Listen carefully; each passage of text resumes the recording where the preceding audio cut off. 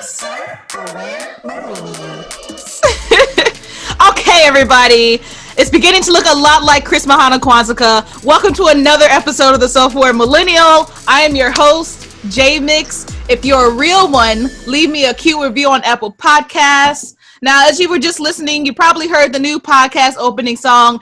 Tell me what you think. I'm still playing around with it. I might even make another one. I'm just trying to play around with things to make it a little bit more intuitive. And as my team was talking about, you know, it kind of sounded like the first one sounded like a, as they would call a news break or a news segment intro. And I just wanted to play around. I'm a musician and I need creative influence during this time.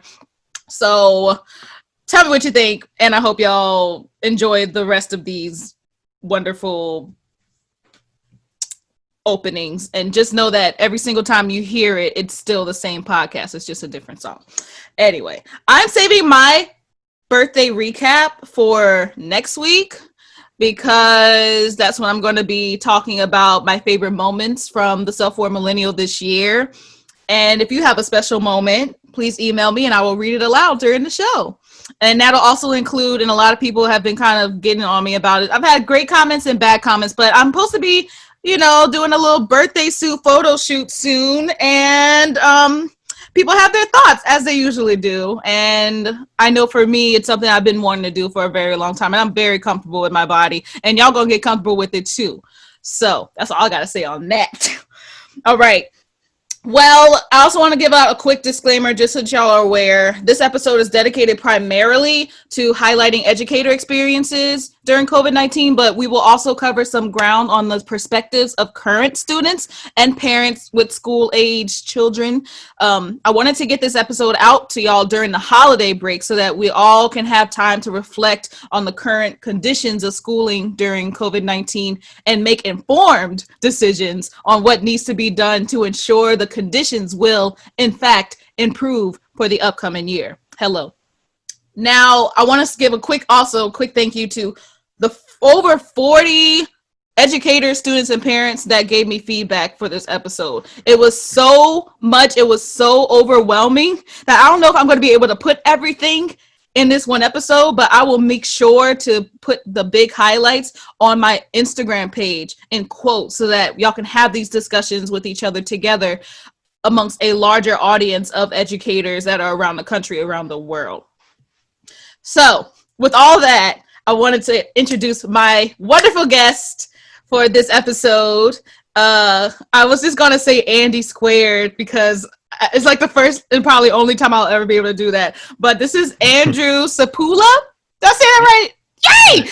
And Andy Bower, who is a return guest from episodes, I think 10 and 11, when we were talking about like Black experiences about something. But Andy was like a completely like very well informed, like had his stuff together. And I just remember it was a really good episode. It's probably one of the highest listened to episodes like ever.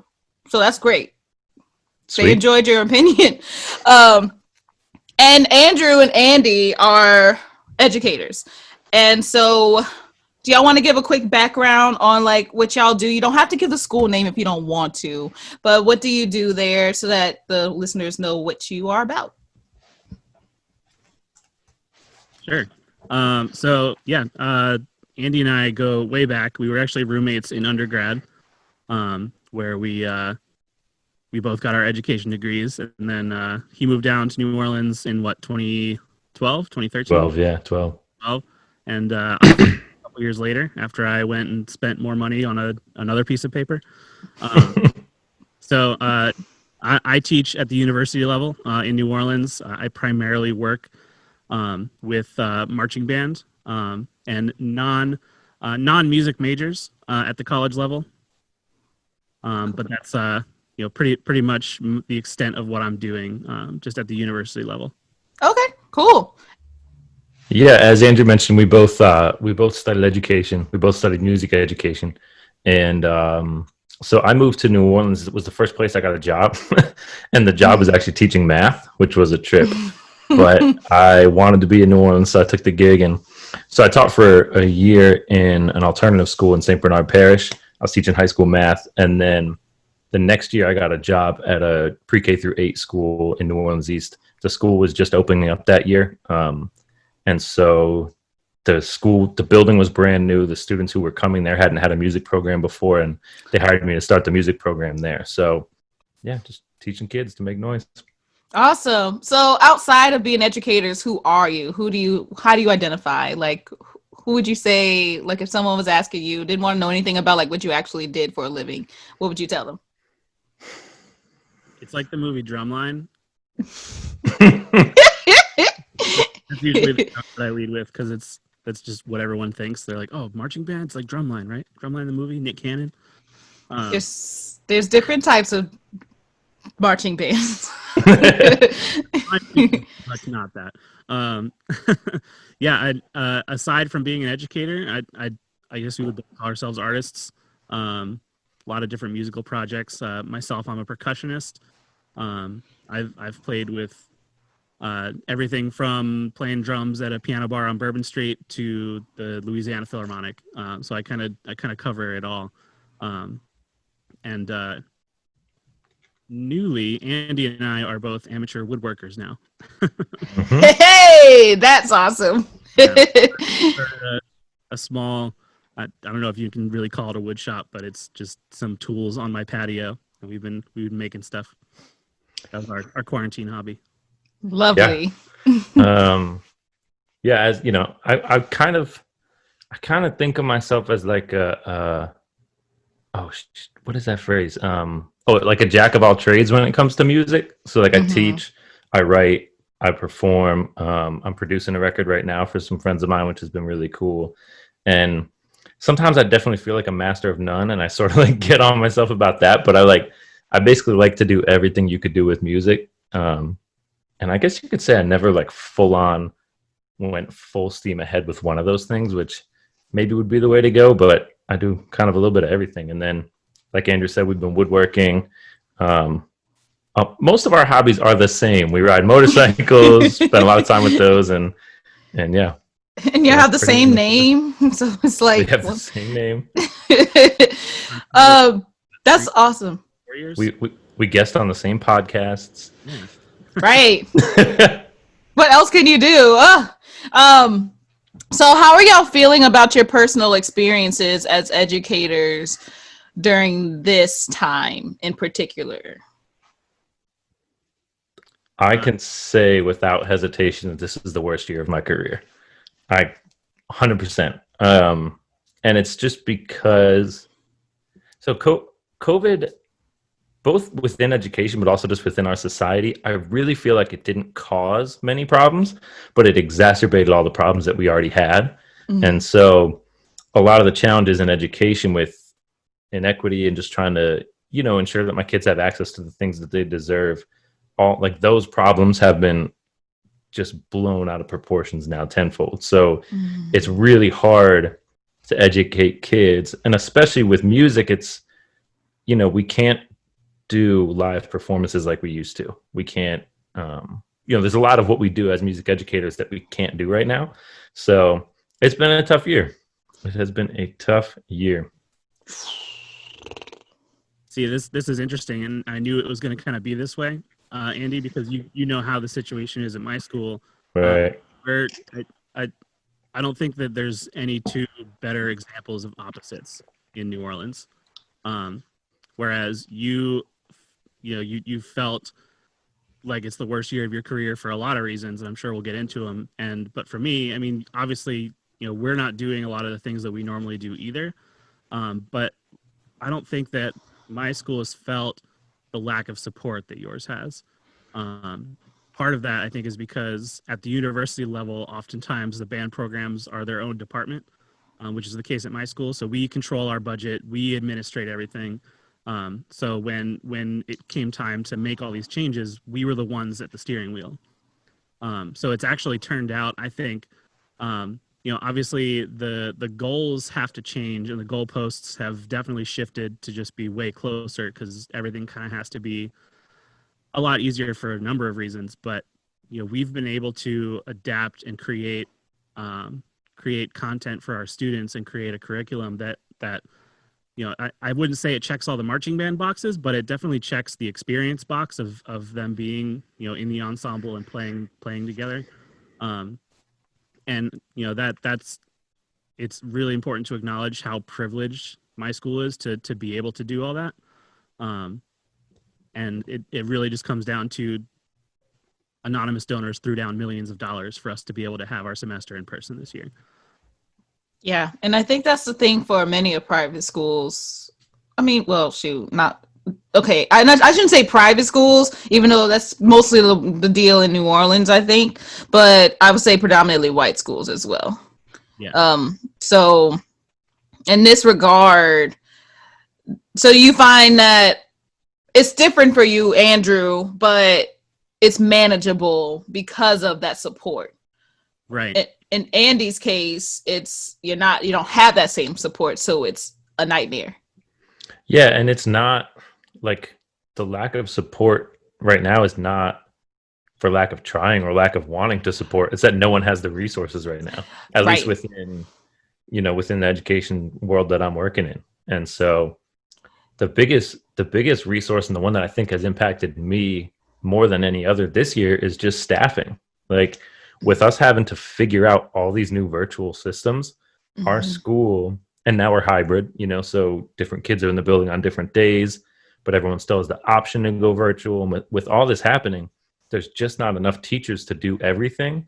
And so, take a teacher like me, who a lot of what I normally would do can't happen right now, and they'll shift me into other roles to fill in as needed. And so I can't blame my administration for doing that, because what choice do they have? You know what I mean? Their backs are against the wall like everybody else's. But yeah, we really just don't have the staffing to absorb this kind of, these kind of changes. Right. Which again is not new. This is not a problem that COVID caused. We already have class sizes that are too big. We already have too many kids crammed into buildings. That we already have all these problems. It's just that COVID put a spotlight on them. Yeah. And that goes very, very closely with a quote that I think I either saw it on someone's Twitter, or it was one of those captured Twitters that were starting to float around Facebook and Instagram. But the person said, quote unquote, the entire school system is built on unpaid teacher overtime. Because literally all the teachers are working more than what they were assigned to do when they signed up, and they're not getting paid for it. But I wanted to talk about so we're gonna circle back to this.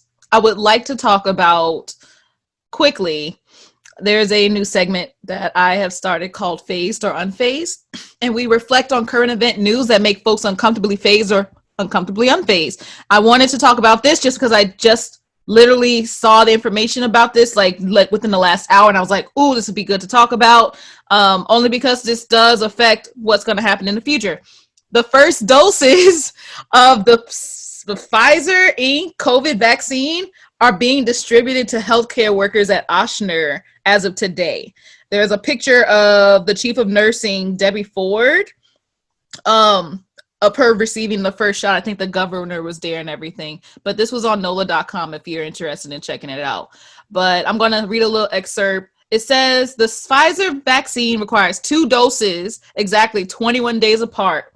Researchers at the pharmaceutical giant have said that the drug has proven to be a 95% effective in preventing COVID-19 infection. And then later this week, the FDA will decide whether to greenlight the world's second rigorously studied COVID-19 vaccine made by Moderna Inc. So I want to know from y'all, considering everything that's going on within your respective schools, are you phased or unfazed about this, and why?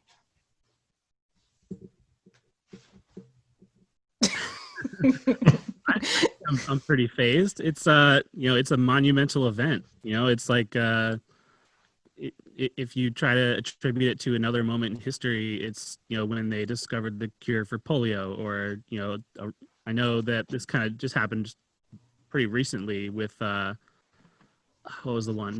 Not malaria. We're close with malaria, but like measles, I think they Yeah. just like, oh yeah, okay, measles is officially eradicated and no one's ever going to get it again. Or the war is over, right? It's there's still a lot of healing to be done, and I think in the context of the news cycle that's currently happening with the election is still news. There's still very much a pandemic. There's still very much all the issues associated with that, but this is a pretty bright. The Electoral College voted for Biden, though. Like, that's a fact as of today too. Happening, yeah, right now. Yeah, he just won for like the 15th time today, I think. Yeah. Just throw that out there. No, I think that's. Go ahead, Andy.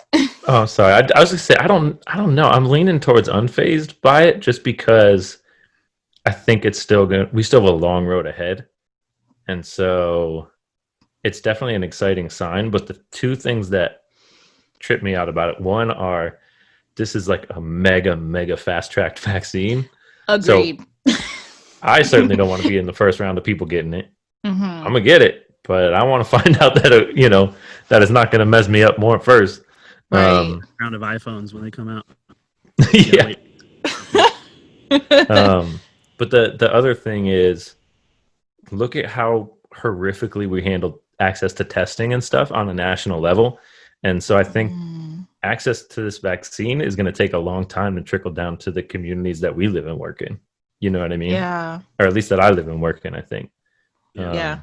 And you can blame the administration at the top, but that a new administration isn't going to fix how broken the system of government is in America. Thank you. The infrastructure is still screwed. So it's not. Yeah, Biden's not going to drop the ball as bad as Trump did, I don't think. But yeah, it's not like he suddenly has a magic wand. It's going to take a long time for this to safely get to people and a lot of money.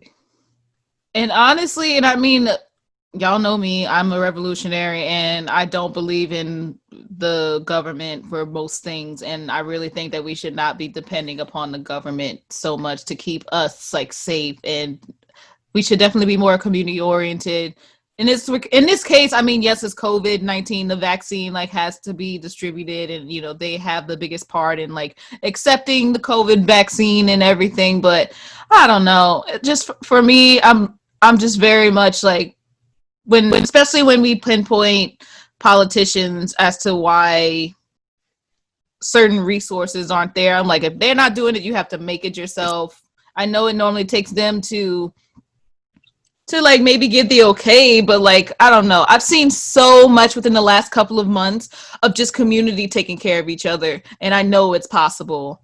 And the issue is when community starts to take care of each other, it's when the government and like the local officials start to see that and they start to try to take that and be like, yeah, we actually did help out in that too, when it was the community that started. Like, for example, the street naming committee, like that was not a thing until the grassroots organizations were like, we need to change these street names or take down or change the school names or whatever. But anyway, that's me on my spiel about that, like I always do. But so let's get into our main topic because this is going to take a little bit to get through. And I would like to also cater to everybody that will be listening into this episode. So we're talking about the current state of education during COVID-19. If you're just joining us, and the current CDC guidelines for United States schools to consider before reopening. I'll put that in the link for everybody because, I guess to say what we're going to be doing so everybody's aware, we're going to be starting off with like the global stats, like what's happening globally, and then we're going to trickle down to locally what's happening and what's going on. So how has United States education during the COVID-19 pandemic been like? The global stats, the United Nations Sustainable Development Group says that the COVID-19 pandemic has created the largest disruption of education systems in history, affecting nearly 1.6 billion learners in more than 190 countries and all continents. Closures of schools and other learning spaces have impacted 94% of the world's student population, up to 99% in low and lower middle income countries. And through all of that, college tuition is still going up. I don't know why, but that also education in some way, shape, or form is unfortunately a business, or at least at the collegiate level. So I want to quickly, because I know we're also, at least all of us are connected in some way to Orleans Parish. And I know the big debate here, at least within the teachers realm, and even like students and parents, is about the school board, the Orleans Parish School Board. Am I right in saying that? Yeah, I think so. Okay. What depends on what you're about to say next. Okay, no, I want to give, like, for the listeners that aren't from New Orleans, the Orleans Parish School Board. I should say first off, Orleans Parish schools, public schools in particular, are not, how can I describe this? The education is not the best. And what the kids are receiving in Orleans Parish schools is not compared to the other public schools around the country. Like, that is just a fact. I've only known this. I mean, I personally experienced this when I moved and went to school up in Illinois when I was a child, and realizing like how uneducated I wasn't getting the same education. Like, the education was just different, and I felt like I was behind like the whole time I was there.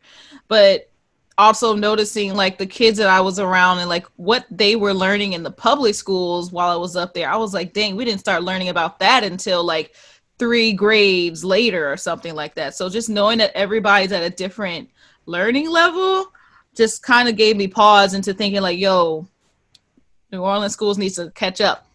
So the Orleans Parish School Board, for folks that don't know what the Orleans Parish School Board is, their purpose and function, they're a government body comprised of 7 elected officials, each of whom represent a portion of the Orleans Parish. The board meets monthly as a full board at its business meetings and in smaller committees that make recommendations to the full board. The committees include accountability, policy, budget and finance, property, and legal legislative matters. And these meetings are free and open to the public here in the city. So what do you think the board is doing now, or what, because I don't know anything about the board, honestly, except that people are kind of pissed off at them. What are they doing now to address the issues that are coming up during the COVID-19 pandemic? Are they listening to the needs of the students and teachers? Or like, what are they doing? Like, inform me about what's happening. So I do not have 100% full understanding of all this. I'm going to tell you the best that I can, or from what I understand. So it's fine. So Orleans Parish schools before the storm were also kind of struggling compared to national standards or whatever, right? And after the storm, they basically dissolved the Orleans Parish school system, or at least certain aspects of it. The school board was only put back together relatively recently, within the last 5 to 10 years. I hope I'm not super wrong on that, because I'll feel real dumb. Edit it out if I'm an idiot, if I'm wrong.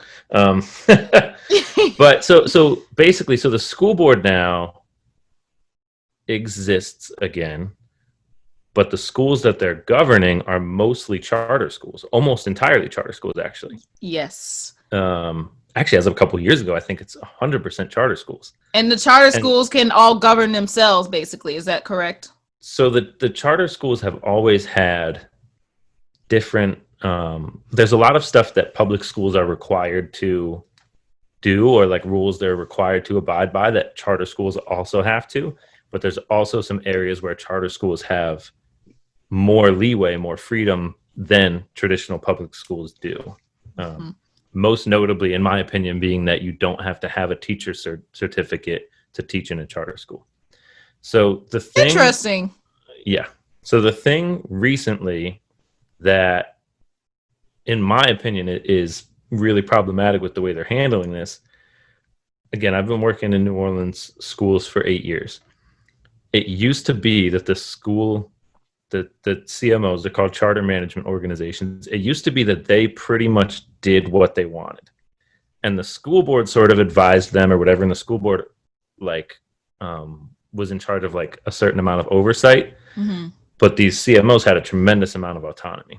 Well, now there's like a lot of gray area right now as far as who's calling the shots with response to COVID. And so there are certain things that at the school level or at the CMO level that people want to do, but they don't have the power to do that right now because NOLA public schools and the school board are basically making decisions. So NOLA PS and the school boards are calling the shots. And to me, at least as a teacher, from my perspective, it's not super clear who's in charge of what. Yeah. And so, you know, for example, there's parents and teachers and students who are getting frustrated with administrations or CMOs for things that they can't control. Yeah. And probably vice versa. I imagine there's people riding NOLA public schools and the school board for things that they can't control at the school level. So it's really just a weird setup. And the funny thing is there's so much oversight to what teachers do, and there's so many accountability systems in place for teachers. And when you flip that around, we have no idea who's calling the shots, and we have no way to hold them accountable, essentially. Yeah. That's at least how I'm feeling with, you know, specifically within the last 8 or 9 months. Do you feel there's been any communication through the school board? Do they even communicate with the charters about anything? The school board communicates with the CMOs regularly. But do the CMOs communicate with y'all? Depends on who you work for. Depends on what the information is. It's super, super case by case. And so, you know, some CMOs are super transparent and they try to, you know, keep their school community super well informed. Others don't. I mean, everyone's trying to figure out. There's a fine line between transparency and keeping people informed and flooding people with too much information and just causing problems. And so I think everyone's trying to toe that line right now and nobody knows where it is. Heard. Ooh. I'm gonna quote one of my. Every time we start talking about something and it actually goes into one of these, because I literally have like 10 billion quotes from my respective educators, and this one goes really well with what you just said, Andy. This was from my friend Julie, who is an educator at one of the international charter French schools here. She said it's harder because schools aren't in the same network here, and it makes it difficult to form unions that can fix these common problems. It's more difficult to communicate to see what other schools are doing unless you have friends who work elsewhere to gather advice. It's a mess.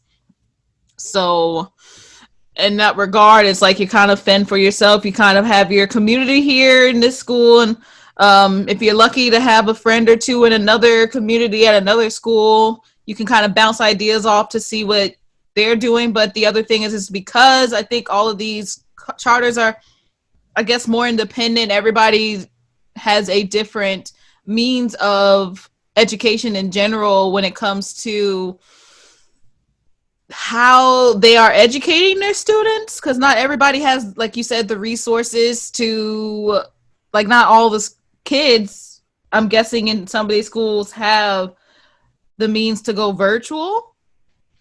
Yeah. And even if they do, it's like, okay, you have to have a decent internet. You have to have a space to work, to be a student, to just... The space is actually the biggest thing because we provided all our kids with like laptops and tablets and stuff like that. So our CMO spent a ton of money, and I think most of the ones across the city did. A lot of money was invested into getting kids technology, including hotspots. So if they don't have Wi-Fi or whatever. But the biggest thing is some of these kids are sitting in a room with 3, 4, 5 siblings who are all on the computer at the same time. They come off mute to answer a question, and you hear 3 other teachers talking in the background. It's like, I wouldn't be able to focus in that type of environment. And I think that's one of the biggest things holding our kids back is, you know, some of them don't have a space to really, you know, to really set up and focus and learn. Yeah. Do you find that same thing with you, Andrew? Or do you have to teach virtual at all? We We did sometimes. We did most of our semester in person. Our biggest challenge, and obviously this is kind of unique to I think the performing arts, was that all of the practice rooms in our music building were closed, so students had to practice basically outside. Oh my gosh. Most, Oh my gosh. most of our students weren't able to practice in their dorm because the school I teach at is very academically rigorous, and any noise in the dorms is usually immediately shut down by RAs. So we had students that were recording their video assignments in parking garages because that's the only place that they could go where it wasn't either unbearably hot or dry. Wow. I could And only also, imagine. I made some noises in college practice rooms that I would not be comfortable making outside. So that's Right. a big. Yeah, That's I have a lot of students that, and it was actually kind of cool. I don't know if this was before you started working with us, Andy, but in the early days of the semester, when we were starting to kind of run into these issues of students not really not being able to figure out where they're practicing, it's like you're a musician too. Like you don't want people to hear you practicing. That's not when you make your good sounds. yeah. But playing in the parking garage, and we would see we had a Slack for the marching band where we would push out announcements and stuff, and there was the social channel where kids would just post memes and stuff, and every now and then there would be a couple students that would be like, hey, whoever's practicing this in the parking garage right now, you sound great, and like leave those little encouragement to each other, which was super cool to see. But I think that's part of it, is that we were able to kind of have that system of support where the students were meeting in person, and they had a more physical connection to each other. So they were, I think, able to develop those relationships and be able to support each other a little bit more than if we were just completely virtual. Wow. I could only imagine having to, especially as a vocal, like I did vocal performance, like having to do most of my rehearsals and most of my practicing like outside. Not that anybody that was listening would be like, it doesn't sound good, but like I don't know. That's a lot. So teachers are doing virtual and in-person teaching at the same time. There are some people that have to do that. Some are, yeah. And I know the ones that I have talked to are tired and have constantly stated that the virtual students, at least most of them that I've talked to, have said that the virtual students are not learning, especially the younger ones. So I wanted to do a quick quote from Therese, who was actually on one of my last episodes a couple of episodes ago, but she's an early childhood teacher. And I just want to give some perspective to the listeners, because I think that when we talk about education in schools, we normally are talking about, or at least I should say during COVID-19, we're normally talking about, at least I normally think about the people that are at least like 7th, 8th grade going into high school. I don't normally think about the preschoolers and like the first, like the kindergartners that are just starting out, and like how important those early development years are. And if they're not getting that, they're just gonna be real behind. So this is what Therese said. She said, as an early childhood teacher, I feel like we are honestly not being given the platform to voice our concerns honestly. And as a teacher, period, we are encouraged to frame things in a way that's not offensive to parents or lacking in empathy in regards to the abilities of children, of course. The time that students are on is a waste for most because parents are preoccupied with other things or have multiple children doing virtual lessons in the same room, which creates huge issues with audio feedback, as Andy was just saying. Many children are left unattended and are not developmentally able to self-govern themselves to focus on the virtual lesson. I know this conversation is generally going to be in regarding upper grades, but please know that early childhood is suffering, and it's going to be a huge deal when kids who should be reading, writing, and articulating next year just aren't. The education system is going to be playing catch up with these kids for years. So, I mean, I can't disagree with her. I know that I've had very little experience with virtual during this pandemic. I have nephews who are doing virtual, and they're in the preschool level. They're just starting out. But my sister, their mother, does a lot of work with them outside of virtual so that they stay on top of things when they do finally get on virtual.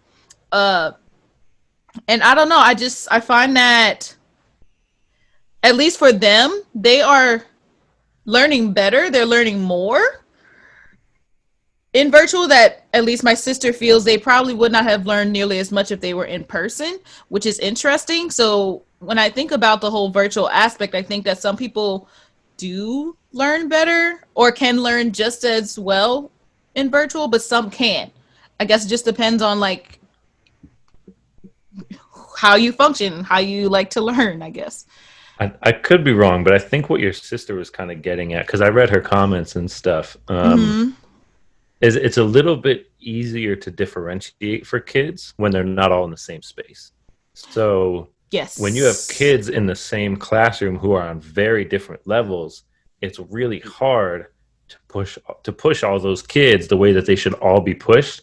And what happens 9 times out of 10 is we spend so much time trying to catch up to kids who are behind, which we got to talk about that in a second. But yes, we spend so much time trying to catch up to kids who are behind. We don't push the kids who are advanced, and eventually they just peter out because they either get bored and then they, kind of turn off from the learning process, or they just sort of falter until the kids who are behind catch up to them. You know what I mean? So we really stifle kids who are exceptional.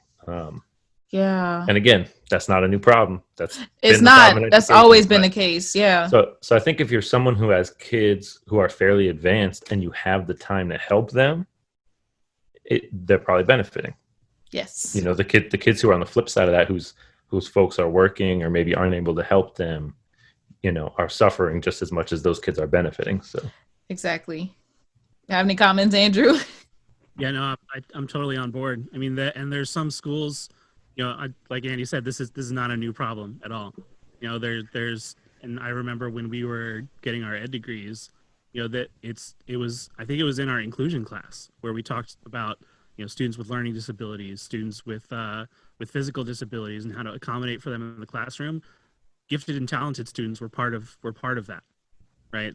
That you have to cater to them as much as you cater to a child with a learning disability, right? Because if that child, it is like Andy said, like we stifle exceptionalism, right? Because they're sitting around waiting while the rest of the class catches up, and they get bored, and then they lose their passion for learning. That's just as harmful because we're excluding those kids. Yeah. I guess what you're basically trying to say is that, well, no, that makes sense. Learning styles, just the way that people learn is, and that's the other thing about teaching in general. Like, you got to get to know your students. You have to know, like, I wonder, okay, so this is a good question. For the students that you have had to teach virtual, but that you had the chance to teach in person beforehand, knowing their learning styles, I should say, has obviously benefited you or any teacher. But what about those teachers that are just meeting this child for the first time on virtual and having to decipher what their learning style is? Do you feel like that is something that could even be attainable? Or do they have to see them in person? That's a huge problem. Because the other thing about, sorry, go ahead, Andrew. When you're teaching a virtual student for the first time, you can't figure out what their learning style is. It has to be visual because that's the only thing you've got, right? In a virtual setting, they can't, they can be auditory because they'll be able to hear you through the screen, but that's definitely a different experience than playing a good like a note with a good tone on the trumpet, right? You can't hear what that really sounds like through Zoom. Right. So you can't for the like tactile learners, right? Like if I'm teaching a young drummer, right, I'll get in there and I'll shape their hands around the stick, right? I'll shape the mallet into their hand. And you just can't do that over virtual. So there's all these learning types, right? There's auditory, visual, kinesthetic, right? And you pretty much only get to do visual. So you have to figure out that's your only weapon, really, right? And if that's not the way that they learn best, then all of a sudden now that student is either going to come across as if they're behind because they're not learning effectively. Yeah. Or you have to take more time and try to cater a solution for that given student. Yeah. Yeah, and the other thing, in addition to the learning styles, is just relationships. Kids don't learn from people they don't trust, and most of the times, kids don't learn from people they don't like. And so it's really hard to build relationships with kids online. So I really feel for anyone who's a new teacher this year or who is new to their students and doesn't know them, which I guess is most teachers. I'm a little spoiled as a band director because I teach kids year after year. Mm-hmm. So most of the 8th graders that I interact with right now, I taught them in 7th grade. I taught them in 6th grade. But I've the relationship that I have with the kids has helped me out a lot. Yeah. This year because we're all building the plane as we fly it. So we're all figuring stuff out as we go, and having a good relationship with the kids, I can say, hey, try this, see if it works. If it doesn't, let me know. And I can, I can have the kids really help me, as I help them. But if you don't know the kids, you can't really do that in the same way. Right. So what is some advice to, let's say, a new educator or an educator that is just using virtual for the first time to get their students to get to at least know them, I guess, to trust them enough to want to learn from them or retain information? It kind of just is for sure a case by case basis. But if I know I have a friend who started a new job in Delaware this year. At the high school level, but she already knew some of the other teachers in the district. So I think that's a super important factor, is just the networking that you can do professionally. Especially, for us music teachers, like Andy said, we usually end up seeing a lot of the students for longer than any of the other teachers see them. But you can find the teachers that have had those students and try to get some clues for each student. Obviously, that's a ton of extra work to do in a virtual setting when all the teachers are already expected to be doing a lot. But I think it's that kind of network of support within a school that would be super resourceful. Yeah. If a new teacher is fortunate enough to have that at their disposal. Yeah. I think the biggest thing, in my opinion, and I would say this to anyone, any teacher, anytime, not just virtually, not just during COVID, but to be real and to be authentic with your kids, because so many people feel like they have to have their teacher persona and their own personality, Yeah. And there's a good bit of teaching that is acting. You really do have to act a lot of the times. You got to be on when it's time to be on. Yeah.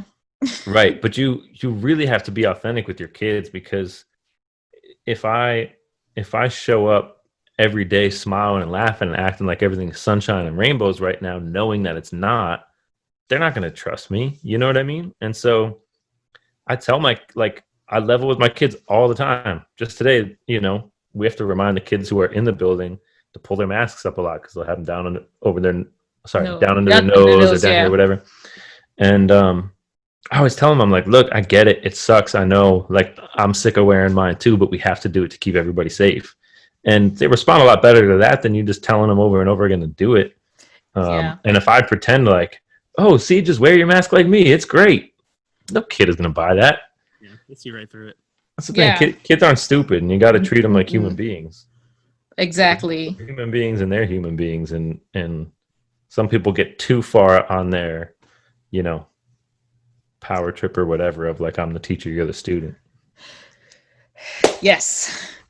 That's a whole nother episode. I feel like I've kind of talked about this in past episodes where I just feel like there is a disconnect with some adults to children, not realizing that those kids are going to be adults at some point. So you should probably teach them or start treating them more like adults sooner rather than later.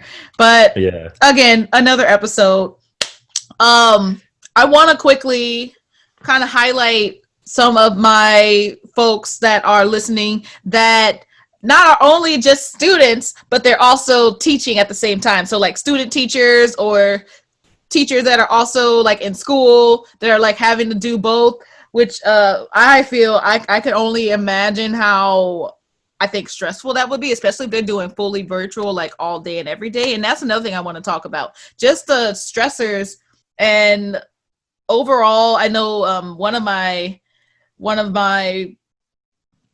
people that had commented were talking about how they're just tired of looking at the screen all day, how tired they Yep. are of just like, Yep. they need to take a break, and it's like it's so much for them, and they don't even want to be on their phone after they're finished, like, because they're literally on the screen like from the beginning of the day, 4 hours, you take a little break, and then you're back on the screen for like another, like it's a lot, and that could do a lot to just your overall health if you keep that up, because we're not used to just being in front of a screen sitting down. That's unhealthy too. Like, you need to get up and stretch and do all these other important things that you just can't do from just like watching a computer all day. So my mom's a middle school science teacher. She's been a science teacher for almost 30 years, and she actually just went on disability retirement.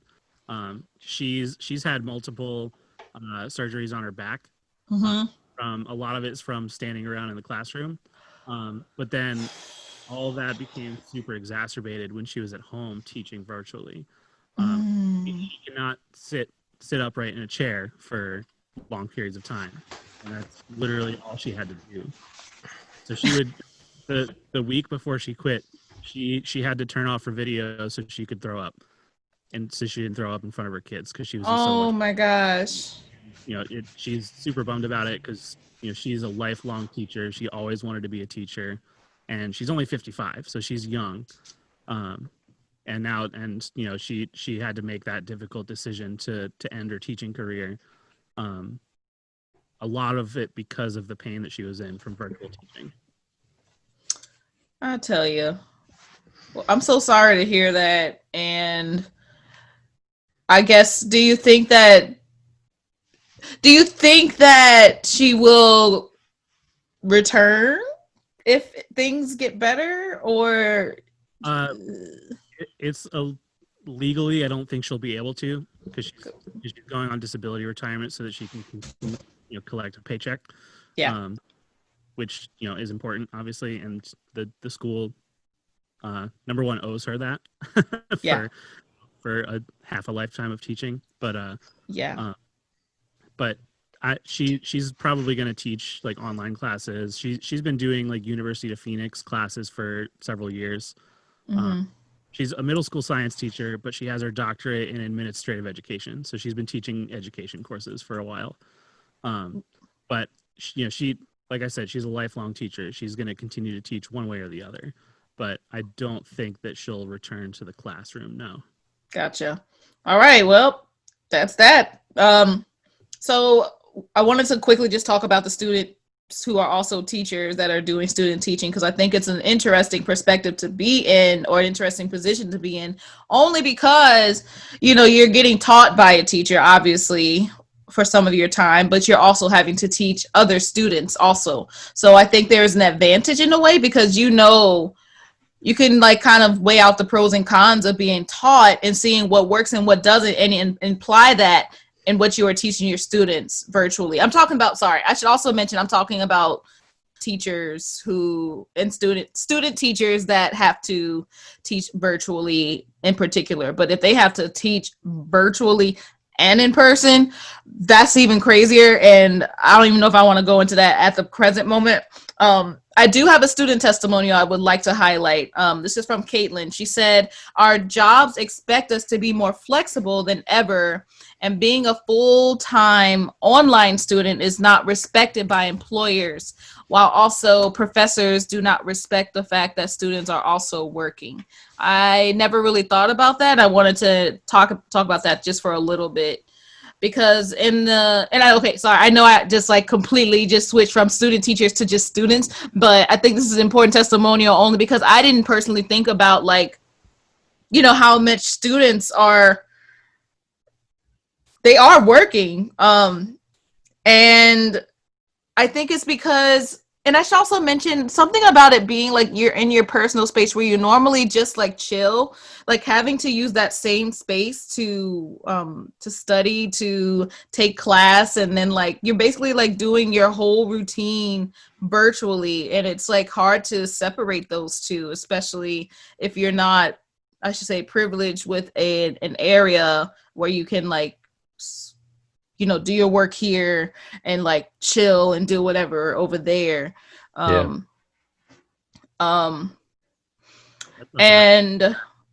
another quote that I had from this one's a student teacher. He said, this is Ethan, by the way. He said, I think professors have done a lot to make their classroom assignments, activities, projects seem normal, as if we were still in person. And that cannot happen. This is an entirely new learning environment, and you have to think of ways to teach in this environment. You cannot copy and paste your normal lesson plans. Take your ideas and reroute them to fit into this new format. For instance, playing YouTube videos over Zoom is not a good idea for a whole lesson. Having a music history course where all we do is watch operas over Zoom. The entire class could be asynchronous, or we gather, I said it right, yay. Or we gather once a week to talk about what we watched. So I agree that you definitely can't just like take all the stuff you normally taught and try to teach it the way you would normally teach it. Yeah. But the flip side of this, that is all teachers are in the same like crazy headspace as everybody else. So expecting all teachers to reinvent the wheel while they're dealing with the nonstop stress and like all the same stressors and issues everybody else is having. So it's tough. It's tough. And I think the result of that is like everybody, I was just talking to my brother a little while ago about how everyone is just like on edge now. Yes. Everybody has a short fuse. Everybody's temper is a lot, touchy, or maybe than it was before.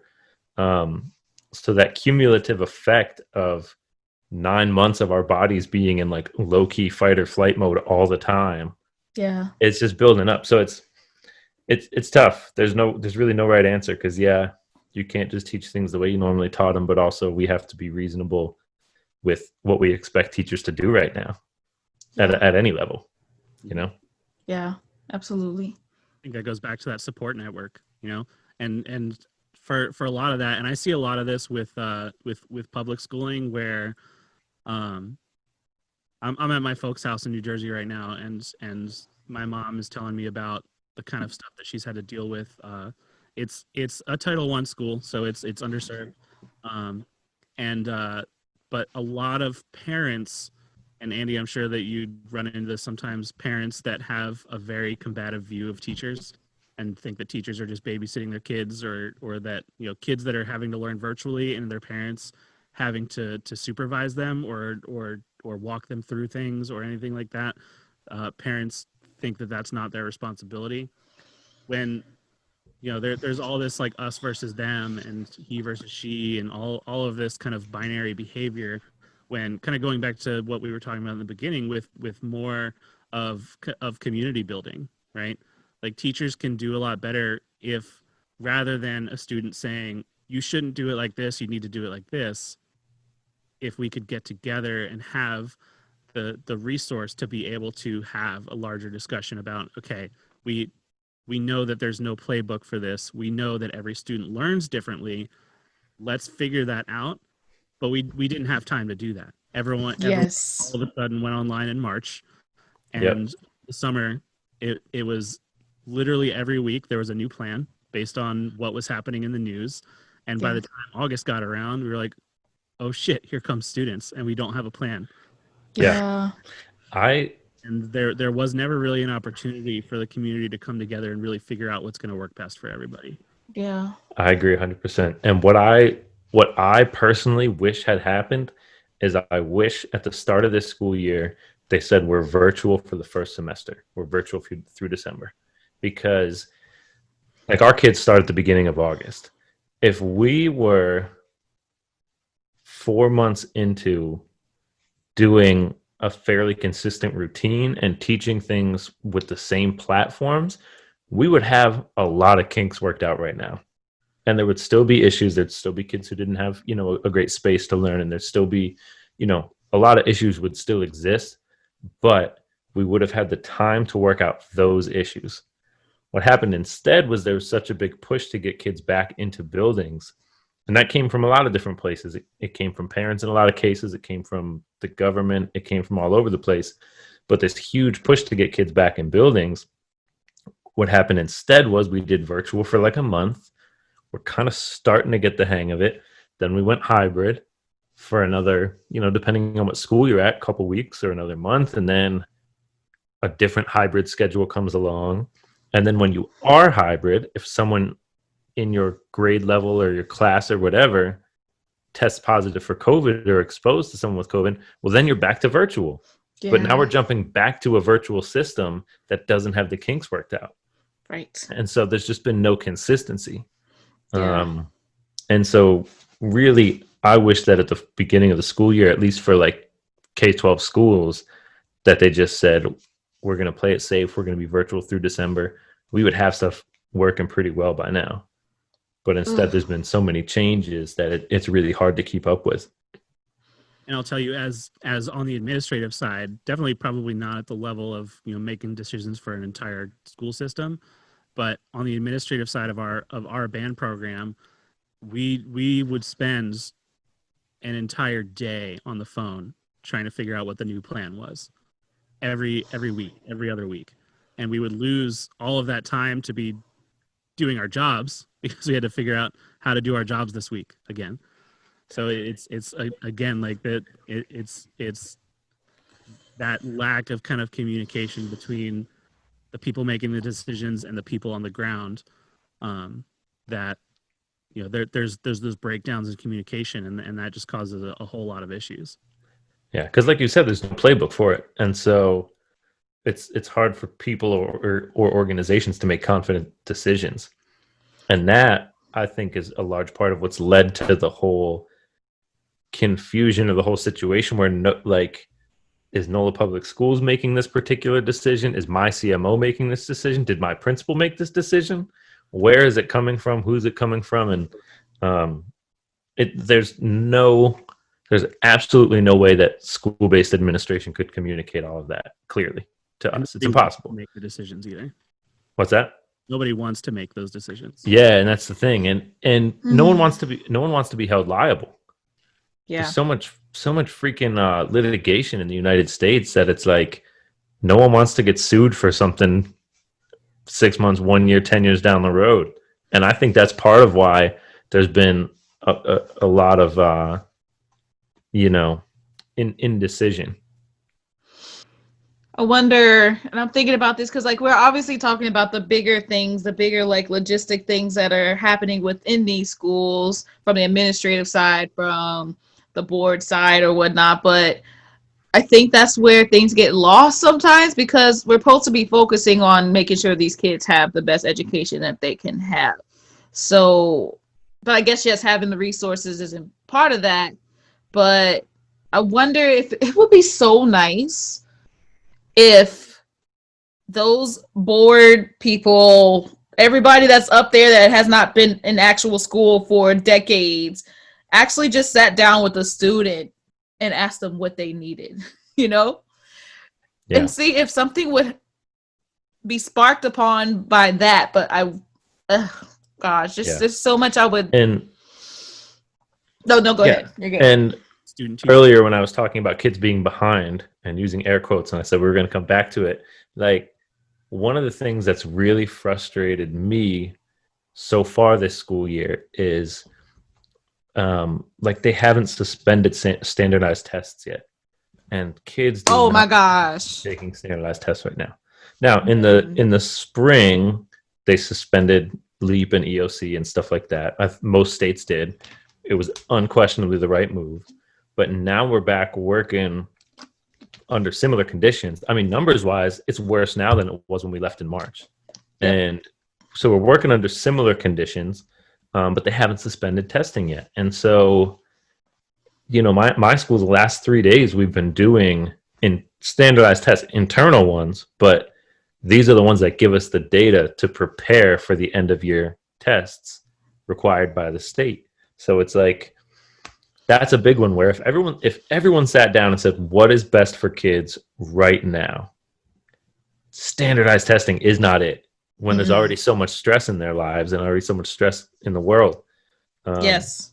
And I don't like standardized testing in a regular year. Right. Yeah. These are not problems that have only come about during the pandemic. This is things that have always been the case. But yeah, I mean, and going back to what you were saying earlier about noticing a difference in education when you were in Illinois versus New Orleans and things like that. I mean, standardized testing at its core is supposed to work on eliminating that problem, but we know it doesn't. There's enough data for years now to show it doesn't. But the other thing that bugs me about it is we test kids so much because we want to make sure that they're on level and that they're on track and they're not behind. Right. What fucking level? Yeah. Not behind what? We set the metrics. Exactly. We decide what's on level and what's behind and all this stuff. And then we test the heck out of them to find out whether they're on it or not. Like the stuff that the environment that these kids are learning in right now, the stress and trauma that a lot of them are experiencing right now, you can't expect those kids to be at the same standard as every other kid. Absolutely. And so one of the problems that we're seeing right now that I hope will change as these kids go through their education career, but it's the same way the education system screwed kids who were around for Katrina or who were in utero, is that the word? During Katrina, because I taught kids who everywhere from like 6, 7 years old when the storm hit all the way through kids who were not born yet. And when I tell you there was notable differences in some of the commonalities among these kids, and the system screwed them because it never accounted for them losing a school year. It never accounted for the trauma. It never accounted for any of that. Yeah. And they were only worried about those test scores. That's all it was. And so my worry is that we're going to do the exact same thing to the COVID kids, you know? Yeah. Taking the same ACT in 5 years, 10 years, whatever, as everybody else, and it's not fair. Right. This is perfect because this goes into another article that I found. Actually, I didn't find it. Somebody from my team did. And this is great because it goes perfectly with what we were just talking about. But this comes from NBC News, and it's about the racial disparities in students who are disadvantaged to pandemic schooling, mostly Black and Hispanic kids. But it's saying that heading into the school year, students were already behind due to the school shutdowns in the spring. Kindergarten through 5th grade students only learned 67% of the math and 87% of the reading that grade level peers would typically have learned by the fall. The report said, citing the Curriculum Associates Ready platform or something like that. But that's just like overall. Yet for the schools whose student bodies were made up of more than 50% of like people of color, it dropped to 59% in math and 77% in reading. In comparison, schools with more than 50% white students learned 69% of the math and 90% of the reading that their peers typically have learned. So like even taking that into accountability, yes, I mean, overall, students in general from all different, races and cultures are already at disadvantage. But like if you put in like your disparity as a Black or lower income student, it just makes it even worse. So it's like they're already being set up, unfortunately, for failure. And I don't know. It makes me feel some type of way. But again, This is not something that was brought about during the pandemic. It's not. This is something that. Yep. This is something that was going on before COVID hit. Yeah. And I think even if we zoom out from education, people are blaming, like, people are getting so upset about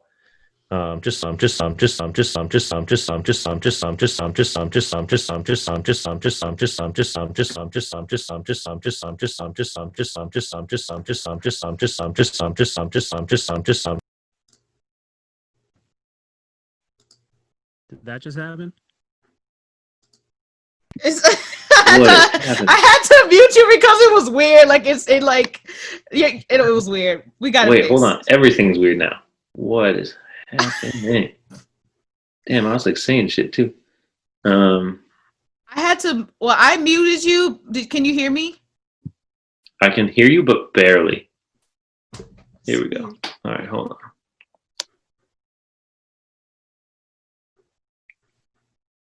Damn, I was like saying some shit too. I know. You started saying something and then like it malfunctioned. Your audio malfunctioned, and I don't know if Andrew could hear it, but I know I did. It sounded like a remix.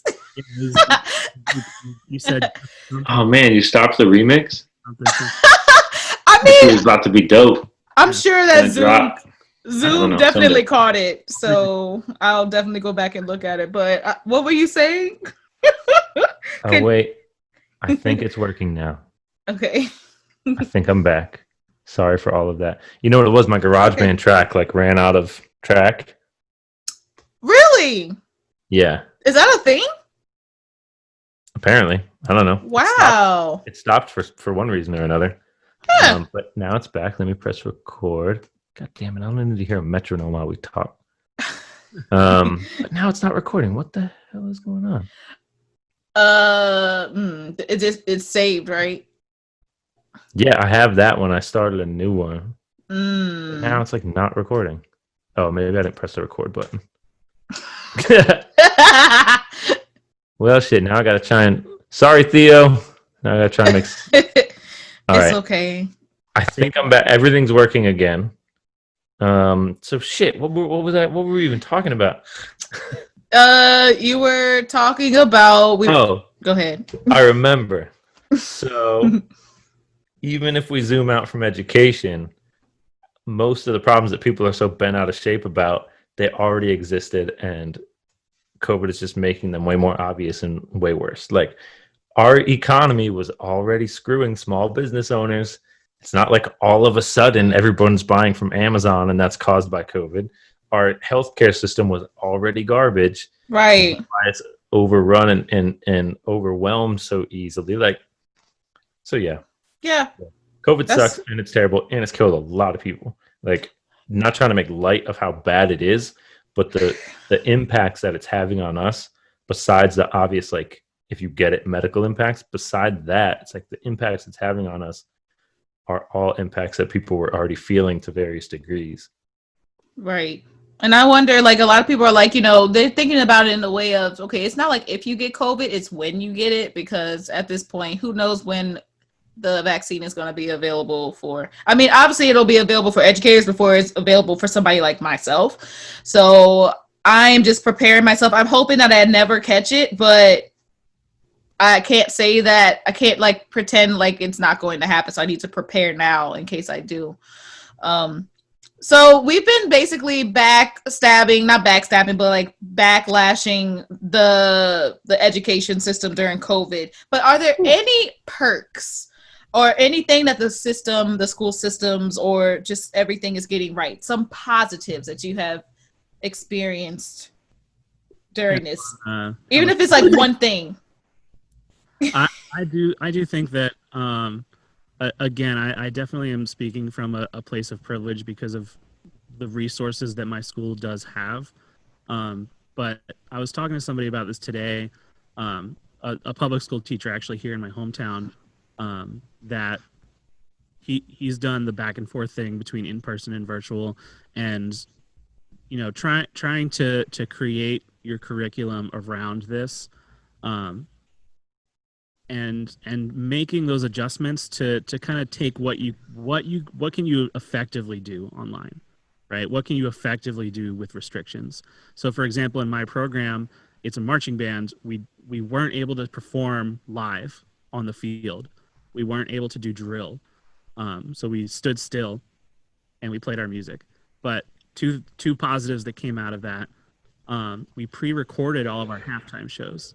So the benefits of that were a little bit higher of a production value because with an empty stadium, we get better sound. We had multiple cameras that we were able to edit together, and we could take the best performance. We got to play it 2 or 3 times and pick the best one. That's not something that normally happens, and put that out for a YouTube audience rather than a live in the stadium audience. That's most of them are out getting hot dogs anyway. And the other thing is, it sucks that we weren't able to march and do our typical field shows, but it allowed us to focus more on playing. It allowed us to focus more on technique, and we were able to introduce that visual element that marching bands, that's half of what marching bands do, in different ways, right? So for us, we set up our kids basically in a big block. Everyone was 15 feet apart, and instead of doing drill where everyone was marching around each other, we did choreography. So a mix of contemporary core style choreography and like hip hop dances. So we were able to introduce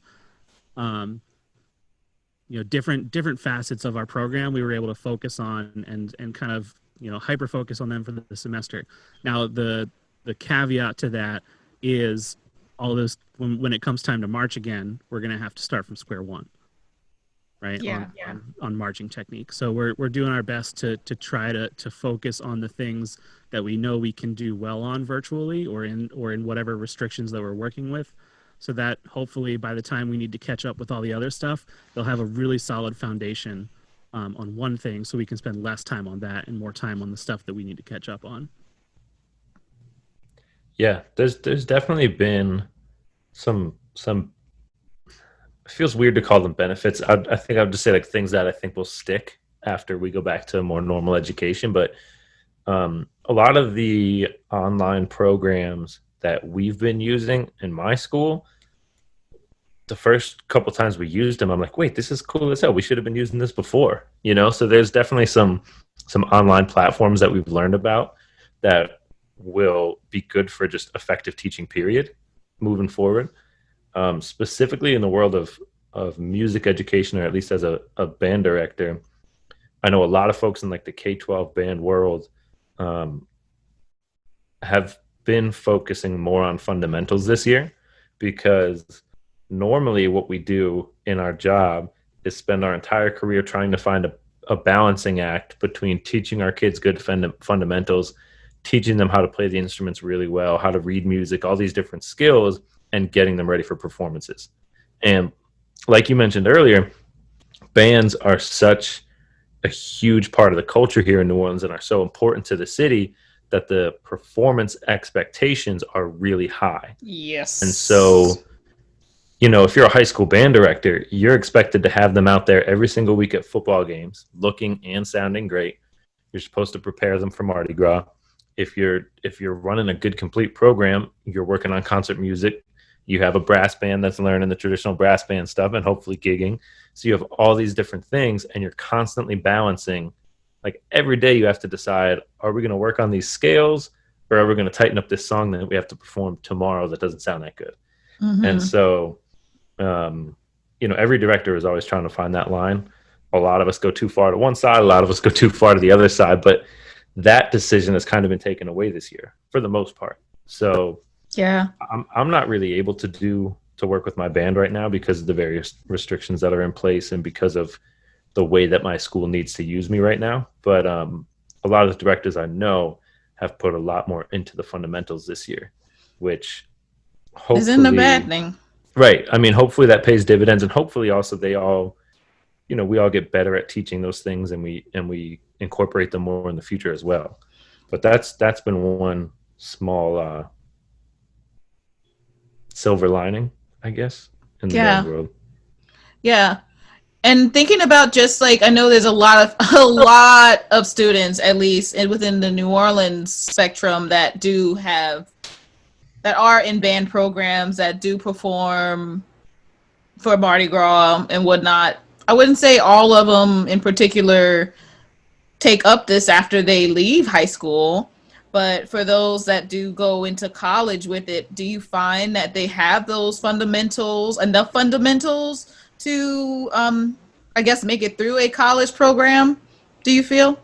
Mine do. It really depends. It depends a lot on the high school program they come from. It also depends a lot on the college program they go to. Yeah.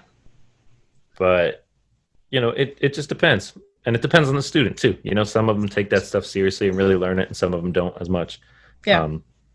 But yeah, I mean, I have a former student right now who's on a full ride studying music education.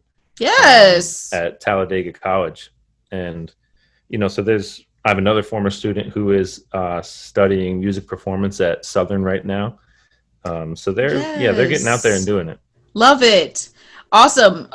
So I want to highlight another student that was this is the student teacher. His name's Ethan, but he's in a band in Temple University right now, the marching band there.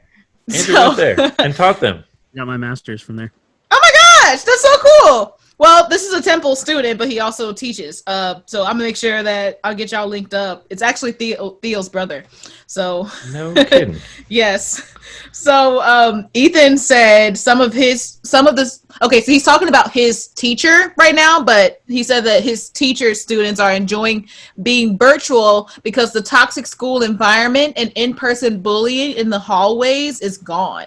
So like they don't have to worry about that. Students can wear what they want and not be judged or made fun for it. So that's another perk. That's like a social perk, but obviously like that does all like tie into your education experience. If you can't focus because someone's making fun of you or is it all applies. So it's a good point.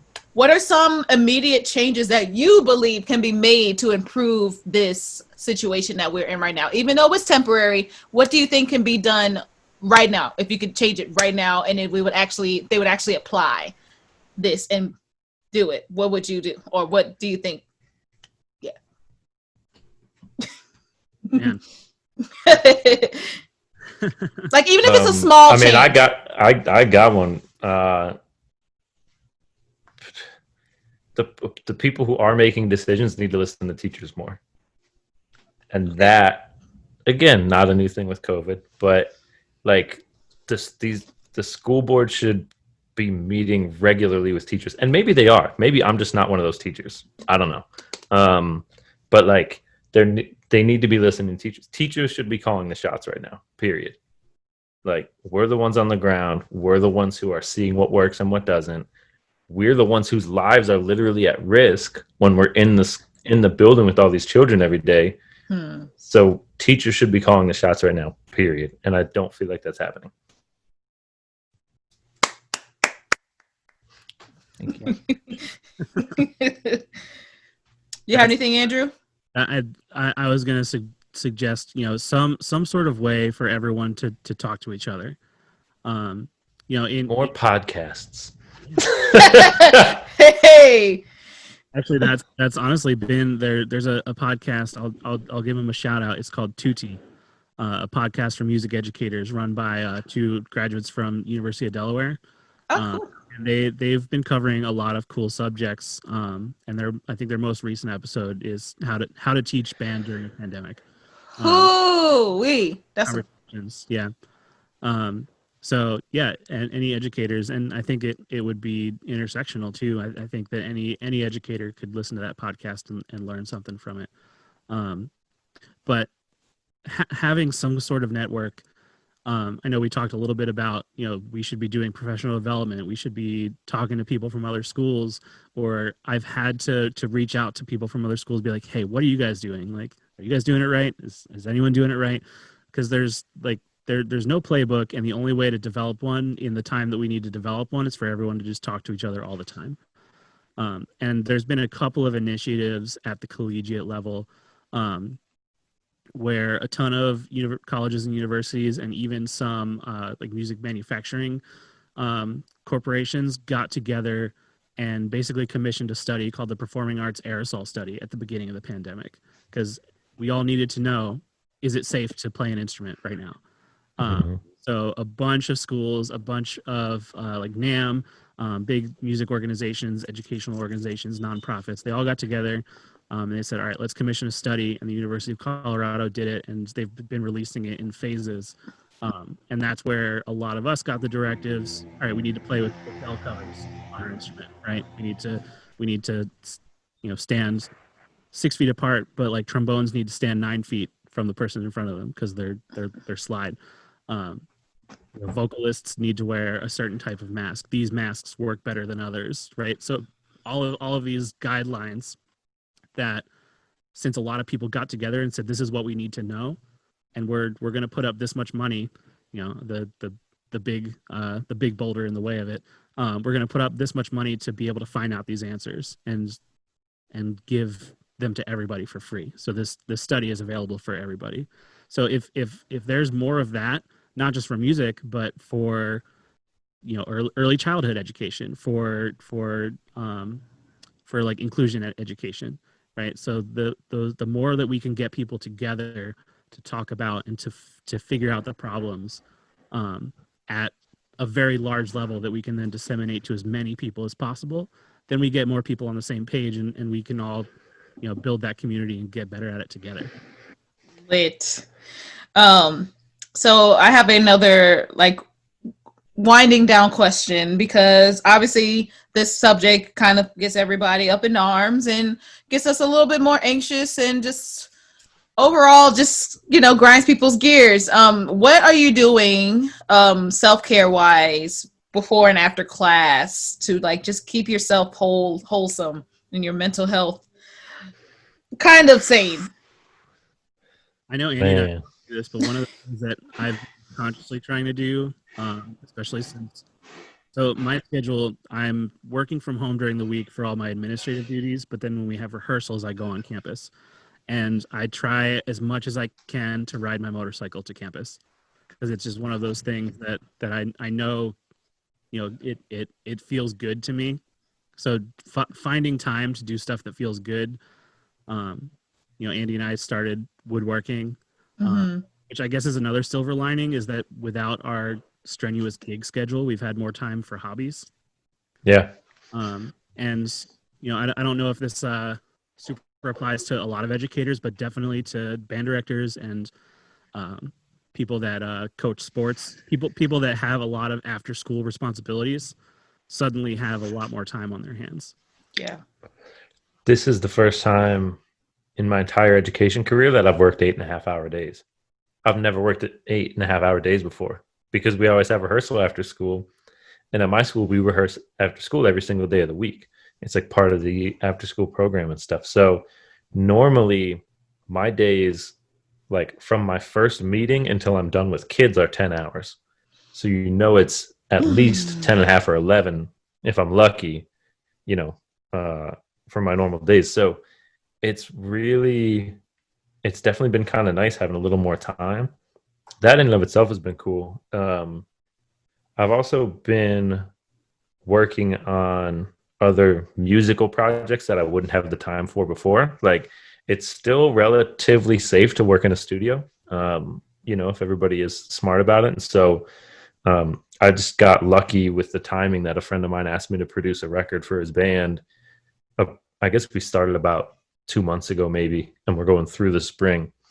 But that's been one of the best things for me lately, because when I sit down and work through an arrangement of a song and I'm writing out, string parts and horn parts and whatever, it's actually, and then again, when you're in the studio and you actually hear it come to life, it's a similar high to the high you get when you're having a really great class or a really great rehearsal. Like the adrenaline rush or whatever you want to call it it's not the same, but it's similar. So that's been probably the best thing for me lately. Lit. Well, thank y'all. What did you feel like you learned about your self-awareness from this discussion? I mean, I feel like I learned more because I'm like not in your shoes or like the educator bubble shoes of all this. I guess just because I finished school doesn't mean that I need to stop caring about the school system. And I should be that's why I have this platform to spread awareness about it, so that my self-awareness is intact when I see that, like, I guess always just also checking up on my educator friends, because I feel like they may feel like they're alone in their struggles when they're not. Obviously. Check on your teacher friends. Yeah. They need it. So much of our future is at stake if these kids do not get the proper education. Orleans Parish schools are already behind compared to the other schools, as I said before, like around the country, including the private ones. Like the private ones are not at bay either. Like, yes, because you pay extra money to have a better education for your child in these private schools does not mean that they are better off than like the rest of the private schools in the rest of the country. Like, they're honestly not doing that well, but that's another subject for another day. Thank y'all so much for coming on. If you would like, give your socials if you're okay with people following you. I'll let Andrew go first. Sure. Yeah, I'm on Instagram at Andrew Szypula. It's pretty easy when you have a name like mine. You never have to put any numbers or anything. You should probably spell that though, bro. People are listening. I can also just put in the description. It's okay, but yeah, there you go. Andrew, AndrewSzypula. Yes, that's 4 consonants in a row. That's my Instagram handle. I won't put my school handle. That's probably not a good idea. You don't have to. It's okay. You're an educator. We all know it. And if people really wanted to know, they can do more research and they'll figure it out. And then Andy and I are on our amateur wood shop is on Instagram, AA Woodshop.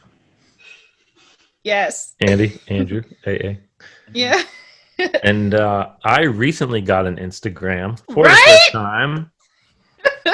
It's not bad. I like it. I could look at like 1,000 dogs in a row if I want. Or if, like, you know, if I see. Oh, your algorithm still caters to animals. How cute. Sometimes I get a lot of skateboarders, which is weird because I don't skateboard, but I can watch 1,000 skateboard videos now. Anyway, I got an Instagram. My handle is at Bower of Power. Shout out to Rex Marshall for that one. He came up with that. But yeah, I'm on Instagram, Bower of Power. I'm on Facebook, but what year is it? You know, who uses Facebook for anything important anymore? Right. I guess people do, but I do, especially when I need these topics and I need people to like give me some inspiration and just some feedback on like my podcast, like just overall content. So much of it has been through Facebook. I spend too much time around middle schoolers. You see, they've got it in my head that Facebook is for old people. You know, the college kids do that too. Yeah.